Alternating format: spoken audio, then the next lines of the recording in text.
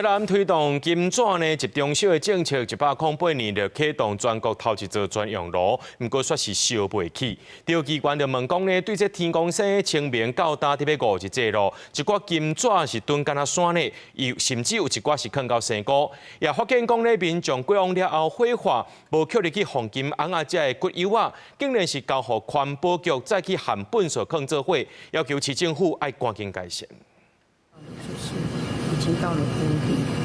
规个站坑场内底拢是单要化掉的金纸，毋但已经塔甲天棚悬，有诶嘛已经放甲山谷卡地土死。台南市议员林彦竹讲，市府为着环保，即个推塑纸钱集中烧，包括庙寺、拿骨塔等等。今年敢若清明都有350栋的金纸要烧，不止个台南的纸钱专用炉，一工上济所敢若会当烧14栋。金纸烧透袂起，甚至有过年拜拜金甲单也袂化，民众听到拢讲实在伤寒。差不多一礼拜左右烧烧的，安尼较合理啊，无你也放遮久着，人迄个无意义啊。你若无够人吼去处理这吼，一开始就唔通捡做伙啊，吼，阮家己去烧就好啊。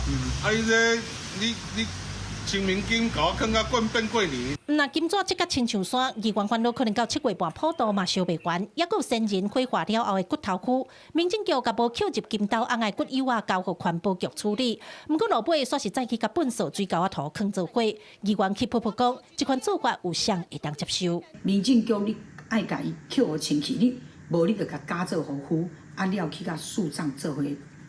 坑做伙，这才是吼对人道的一种尊重啊！无即马唔是啊，即马就是甲你淡落甲，我相信讲，咱的家属人安尼，你会感觉哪？此前专炉园区大概还有150公吨的一个库存暂存，依规划呢，将在6月底前烧化完毕。